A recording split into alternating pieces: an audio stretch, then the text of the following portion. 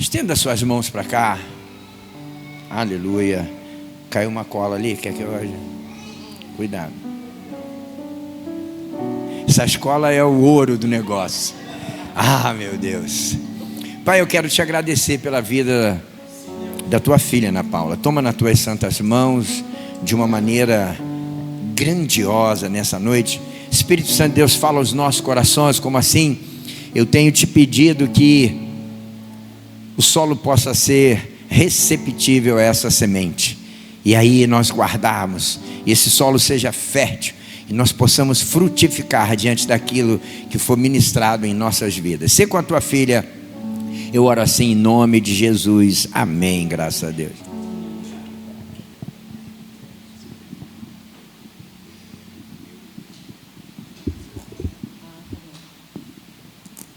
Amém. Glória a Deus. Estou nervosa não. A gente tem que ficar declarando isso, né? Até a gente acreditar que realmente a gente não está nervoso. A paz do Senhor, meus irmãos. Vamos abrir, vou fazer a colinha igual o pastor Marco ontem. Vamos aproveitar que os irmãos estão de pé. Vamos abrir as nossas Bíblias lá em 1 Timóteo, no capítulo 5, versículo 8.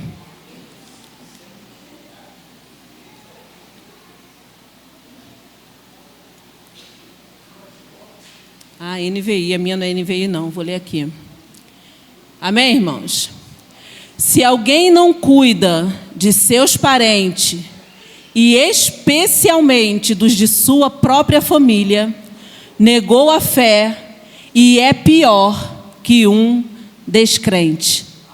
Amém? Podeis sentar em nome de Jesus. Louvado seja o nome do Senhor. Bom, a minha missão nessa noite, falando de família, você tem fé, irmãos, de que Deus pode restaurar, curar, sarar, libertar a sua família? Você tem fé? Você consegue ver os seus, os da sua casa, sentado aí do seu lado? Você tem fé? O tema dessa noite é fé e família. E aí desde que o pastor me comunicou, né, de que eu teria essa oportunidade, esse privilégio de estar aqui nessa noite, falando para famílias, de famílias, para famílias, um flashback, lembranças da minha infância, não paravam de vir. Coisas que eu nem imaginava, não é do normal você trazer a sua memória. E eu fiquei lembrando da minha infância, lembrando da minha mãe. A minha mãe, eu sou filha de criação, já tive a oportunidade de falar isso aqui. E a minha mãe hoje, uma senhorinha de 89 anos, que me pegou para criar, quando, há 50 anos atrás, revelei minha idade. Foi lá, cheia de coragem, não tinha um relacionamento estável, mas eu creio que foi de Deus, porque ela sentiu. Alguém falou para ela que tinha uma pessoa na maternidade que não queria sair da maternidade com o filho, e ela foi lá e me pegou para criar. E desde que eu me lembre, a minha infância, a minha adolescência e a minha juventude sempre foram eu e a minha mãe. Sempre nós duas. As minhas irmãs já são mais velhas, então sempre foi eu e minha mãe. E aí o que ficou vindo à minha memória foi...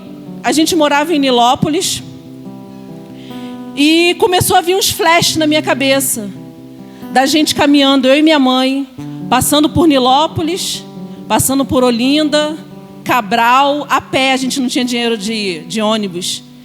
E ela cheia de bolsa, porque ela costurava, e ela ia numa fábrica levar as roupas. E aí ela levava aquelas roupas, chegava lá, O responsável começava a fazer a vistoria para ver se tinha alguma falha, alguma coisa errada. Se tinha, ela não recebia, ela tinha que trazer a roupa de volta.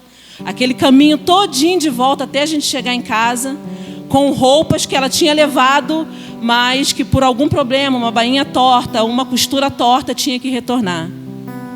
E a minha mãe passava no açouguezinho, comprava, né? Antigamente isso era comum. A gente comprava aquelas pé de galinha, pescoço de galinha, comprava uns quilozinhos de arroz, feijão. E eu comecei a lembrar dessas coisas. E lembrei também que algumas vezes, na parte da manhã, quando a gente ia tomar café, a minha mãe dizia que não estava com fome, porque na verdade só tinha um pedaço de pão adormecido. E ela me deixava comer aquele pão. E eu comecei a lembrar disso, porque eu lembrava da minha mãe sentada à porta de uma kitnet que a gente morava, e ela dizia: pode comer, não estou com fome. Irmãos, a minha mãe, por mais que eu puxe na minha memória, nunca disse que me amava. Eu não lembro da minha mãe nenhuma vez me abraçar para fazer um carinho. Não lembro disso. Mas eu cresci e eu formei a minha família. E quando eu formei a minha família, e quando eu tive os meus filhos, eu entendi que a minha mãe sempre me amou muito. Eu entendi que cada gesto da minha mãe era um cuidado que ela tinha pela minha vida. E por mais que a gente tivesse escassez de algumas coisas, eu nunca vi a minha mãe pegar um dinheiro para gastar com qualquer coisa que deixasse eu em falta. A minha mãe trabalhava dia e noite. Minha mãe trabalhava numa máquina de costura dia e noite para cuidar de uma pequenina que não era dela e que ela sabia que não ia ter um companheiro do lado para ajudar a criar. E quando eu tive a minha família, eu entendi. Por mais que ela não dissesse que me amava, a minha mãe me amou muito e me ama. Mas, porém, a última vez que eu estive com a minha mãe foi em fevereiro desse ano.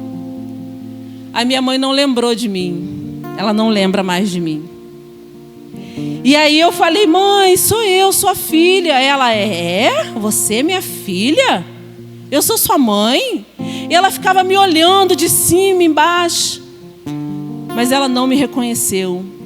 Mas mesmo assim, ela pegou na minha mão e me abençoou. Ela disse: Deus te abençoe, minha filha. Minha filha é uma forma de falar, né, carinhosa. Deus te abençoe, minha filha. Deus abençoe a sua casa. Deus abençoe seus filhos. Eu não posso duvidar desse amor de mãe. E nós estamos aqui falando de família. E o apóstolo Paulo, ele declara que quem não cuida dos seus, dos da sua casa, negou a fé. O que é negar a fé? É negligenciar uma obrigação, um dever, um mandamento. É conhecer a verdade e não praticá-la.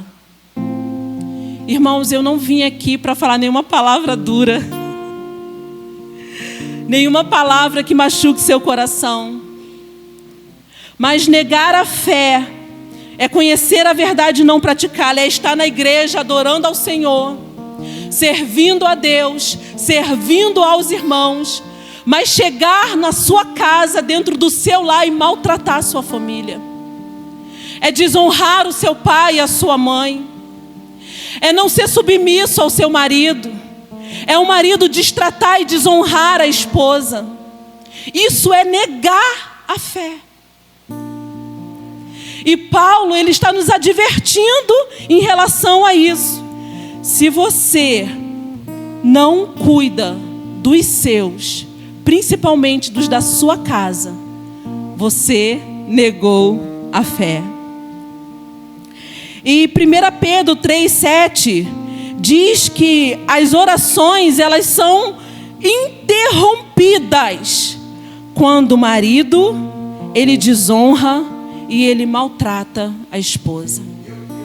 Então isso tem família, tem tudo a ver com fé. Está tudo ligado. Olha só o que diz lá em Atos 16:31. Crê no Senhor Jesus e serás salvo, tu e a tua casa. Só estava ali o carcereiro. E ele perguntou: o que eu faço para eu ser salvo?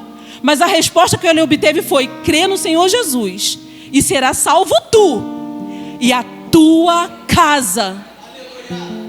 Você crê, mais uma vez, você tem fé que os seus vão estar aí? Porque se você crê no Senhor Jesus, será salvo tu e a tua casa.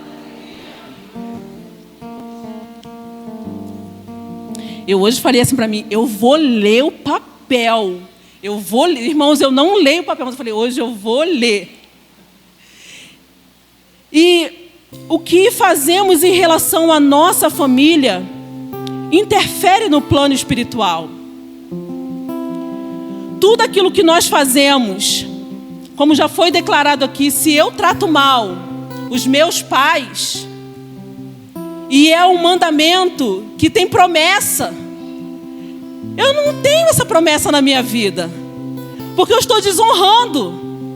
Se eu faço as orações, vou lá para o meu secreto, fecho a porta, entro e faço as orações, mas quando eu abro a porta, eu desonro a minha esposa, eu maltrato ela. E a gente está fazendo uma peça que fala um pouquinho sobre isso, a gente está ensaiando. É um spoiler. Que adiantou você ir para o secreto, para o quarto, fazer as suas orações, se quando você sai, você não honra a sua esposa? Você não trata ela como um vaso mais frágil.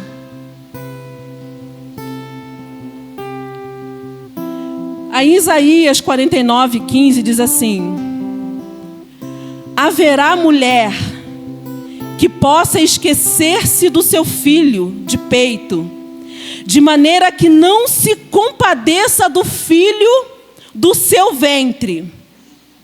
Mas, ainda que esta se esquecesse, eu todavia não me esquecerei de ti. Deus, ele está usando aqui nesse texto o exemplo de uma mãe para dizer o quanto ele se importa conosco. Porque Deus, quando ele planejou a família, Deus, quando projetou a família, ele projetou uma mãe que nunca se esquecesse do seu filho. É fato que tem mães que se esquecem. Eu mesmo sou uma filha adotiva. Mas quando Deus projetou a família, ele não projetou para que isso acontecesse. E ele usa o exemplo de uma mulher. Haverá mulher que possa esquecer-se do seu filho de peito? É como se ele dissesse: uma mãe, uma mulher não vai esquecer. Mas caso ela se esqueça, eu todavia não me esquecerei. Mas quando Deus projetou a família, ele projetou para que a mãe nunca se esquecesse. Para que o pai, ele sempre desse coisas boas aos seus filhos. Para que um pai tivesse a alegria de receber um filho pródigo. Aquele que por algum motivo se rebelou e foi embora de casa. Deus projetou a família para que um dia, quando esse filho voltasse, para que quando esse filho voltar, o pai o receba fazendo festa.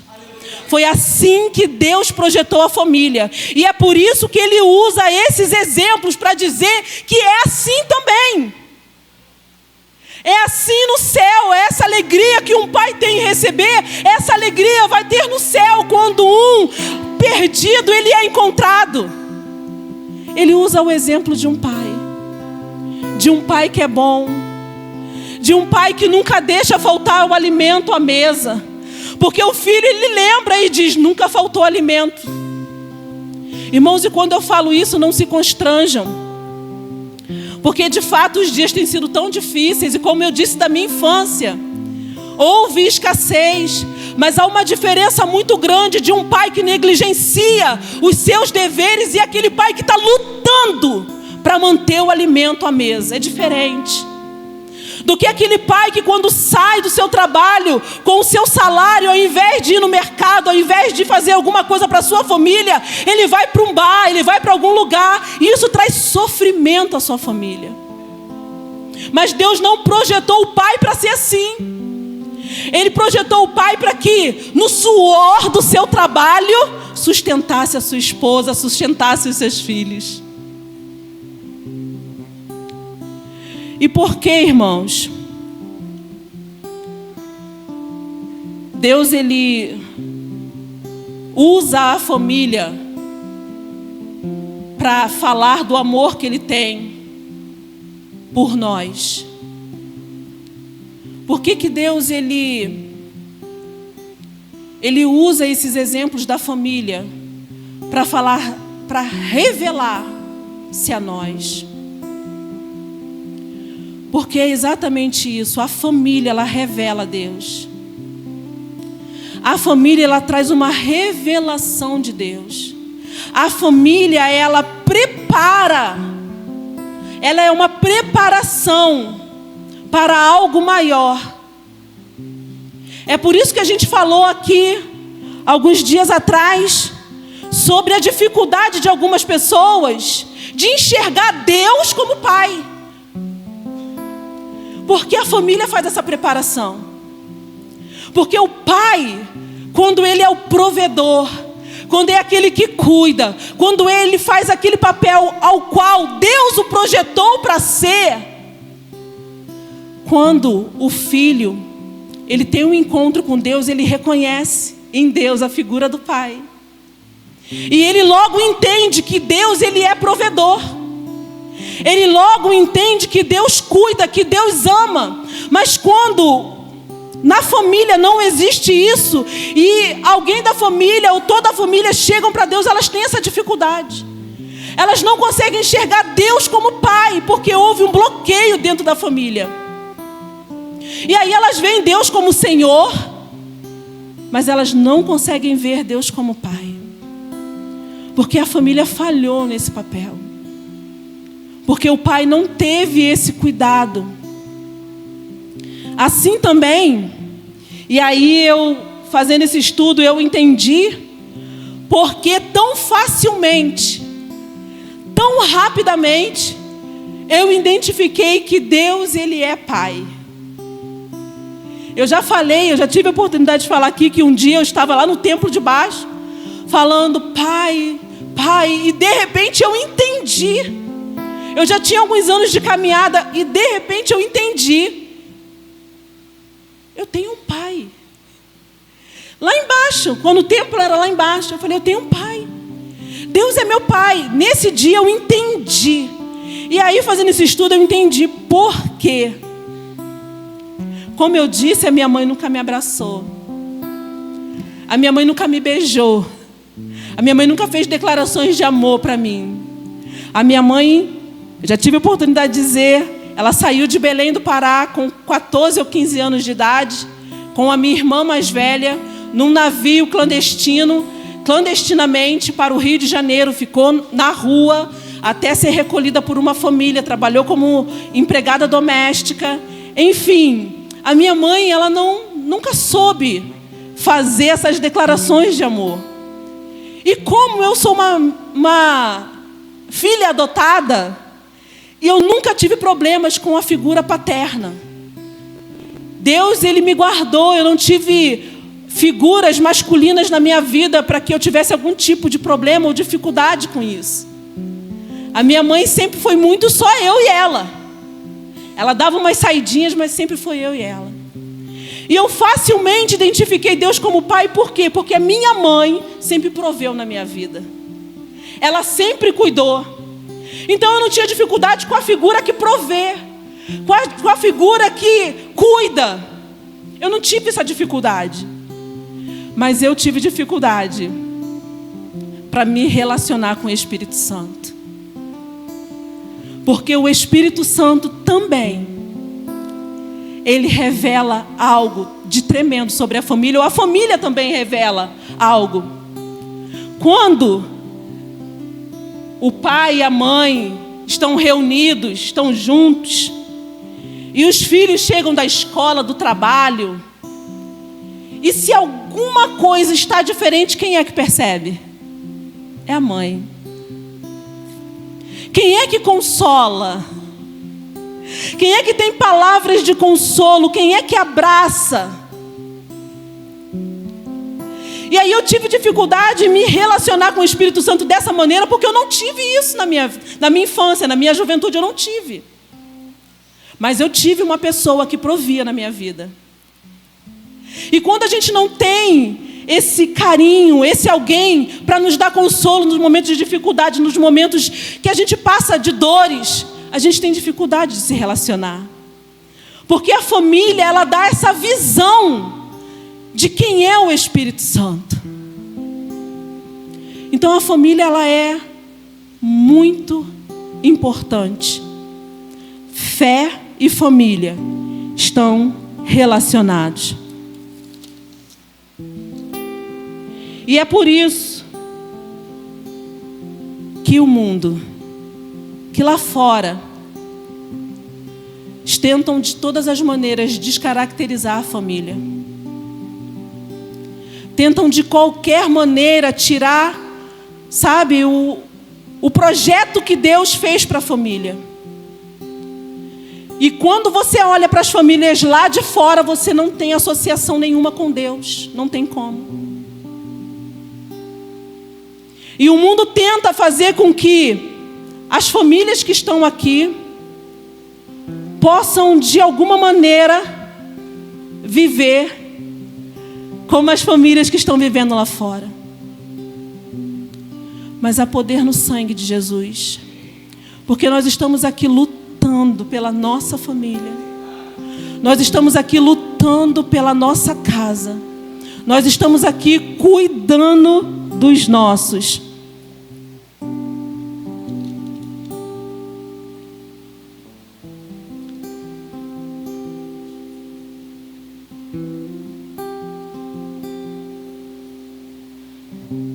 Ai, louvado seja o nome do Senhor. Vou me encontrar aqui, irmãos.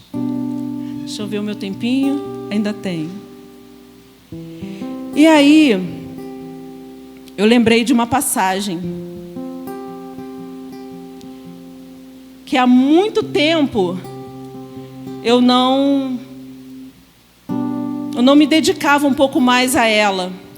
Apesar de que, como nós estamos lendo a Bíblia toda, e está lá em Samuel, eu lembrei, um pouquinho da oportunidade que eu tive uma vez de trazer uma palavra a respeito desse texto, que está lá em 2 Samuel, no capítulo 21, que fala justamente do pecado de Saul. Que Saul cometeu um pecado que atingiu a casa dele. Fala de um período que houve fome em Israel, seca e fome. Por 3 anos houve fome e seca em Israel. E Davi procurou saber por que Deus estava castigando. Havia alguma coisa errada. E Davi procurou saber. E descobriu que Saul havia mandado destruir um povo que havia feito uma aliança com o povo de Israel. Mas a palavra diz que por um zelo de Saul, ele manda destruir esse povo. E isso foi errado que Saul fez. E por isso Deus castigou a terra, não chovendo. E assim as plantações não iam adiante. E Davi foi ao encontro desse povo para saber o que eles poderiam fazer para que pudesse de novo Deus restaurar a sorte de Israel. E aí o povo disse: nós não queremos nem ouro nem prata. Nós queremos que 7 dos homens da casa de Saul sejam mortos. E Davi pegou 7 homens da casa de Saul. E eles foram enforcados. E aí há algo lindo sobre isso. Porque nesse texto, a uma mulher chamada Rispa. E ela nada podia fazer em relação a serem enforcados seus 2 filhos e os seus sobrinhos. Mas aquela mulher, depois de enforcados, ela pega um tecido de uma ponta a outra e ela cobre aqueles corpos. E ela não permite nem que aves de dia e nem animais noturnos encostem naqueles cadáveres. E é assim. É dessa maneira que nós devemos fazer. Cobrir, orar, cobrir os nossos, independente do cheiro, independente se estão mortos aos nossos olhos. Eu estou falando de morte espiritual. Mas a nossa obrigação e o nosso dever, para que a gente não rejeite a fé, porque nós sabemos o que nós devemos fazer, é orar. E aqui eu pego esse texto porque Rispa, ela cobriu aqueles cadáveres, e nós devemos cobrir de oração. Às vezes nós queremos dizer: deixa para lá, cansei. Deus é que sabe. Mas eu quero dizer que por causa do pecado de um homem, toda a sua casa pereceu. Assim como aquele que crê será salvo, ele e a sua casa. Mas eu digo que se você se voltar contra Deus, se você hoje desistir de tudo e for para aquele mundão, você está destruindo a tua casa. Então que você possa tomar posse daquilo que Deus tem colocado nas suas mãos. E aí Davi fica sabendo o que aquela mulher tinha feito. E sabe o que Davi manda fazer? Honrar aquela mulher. Ele pega os ossos de Saul, manda buscar os ossos de Saul, os ossos de Jonatas, o filho de Saul, o amigo dele, e manda enterrar todos. Isso é honra. Honra o que aquela mulher tinha feito. E eu quero dizer, Deus vai honrar você. Não pense que o rei não está sabendo o que você está fazendo em prol da sua família. Deus está vendo, o rei está vendo. E ele vai mandar, ele vai dar ordens. E ele vai honrar você. Não desista da sua família, não desista da sua casa. Você creu. E agora toda a tua casa será salva. Fique de pé.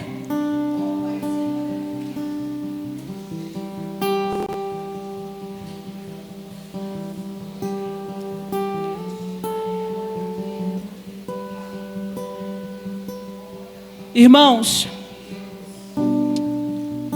há pouco tempo foi falado aqui sobre renúncia no culto dos jovens. E às vezes nós não queremos renunciar. Nós não queremos abrir mão de um direito que se chama razão. Eu tenho razão. Mas nessa noite, que você possa renunciar tudo aquilo que está impedindo de verdadeiramente o Senhor alcançar a sua casa. Vocês me conhecem, conhecem o meu marido. Comemoramos 35 anos de casados. E eu quero encerrar. Desses 35 anos, irmãos, quase 3 anos a gente ficou separados. Quase 3 anos. E a gente se separou no momento em que ele aceitou a Cristo. Quando ele falou para mim, eu aceitei a Cristo, eu falei, faça bom proveito. E eu saí de casa. Mas Deus tinha um projeto para minha família.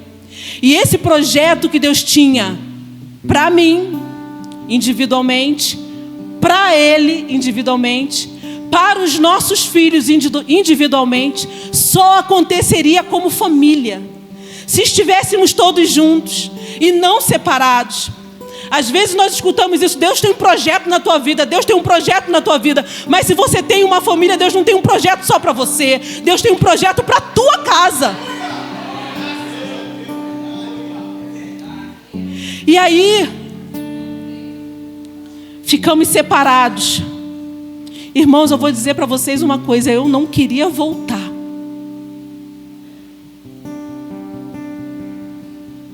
Queria voltar não. As orações eram interrompidas. O nosso lar não era um lar. Eu não queria voltar não. Mas ele tomou posse. Crê no Senhor Jesus e será salvo tu e a tua casa. E toda vez que ele ia lá visitar as nossas filhas, ele falava, vocês são a minha família. Chegava lá para me afrontar de terno, de gravata, com a Bíblia na mão. Eu olhava e falava, eu não conheço. Tudo que eu quis, enquanto estávamos juntos, antes de nos separarmos, era me casar. Casar. A gente não era casado. E ele jogava sujo comigo. Ele dizia assim, a gente vai casar. Volta, a gente vai casar. E os meus olhos brilhavam e eu falava, não quero. Mas eu renunciei. Eu tive que renunciar à minha carne, à minha vontade, as coisas que eu abracei lá fora, descaracterizando a minha família, o projeto que Deus tinha para a minha família. Eu tive que renunciar tudo isso para que hoje eu estivesse aqui, ele estivesse ali e a minha família na casa do Senhor. E eu creio, irmãos, que aqueles que nesse momento não estão, vão voltar. Mas eu vivo o projeto de Deus para minha família hoje. E o que eu quero dizer para vocês é: viva o projeto de Deus para a sua família. E eu agradeço a minha oportunidade, no nome de Jesus.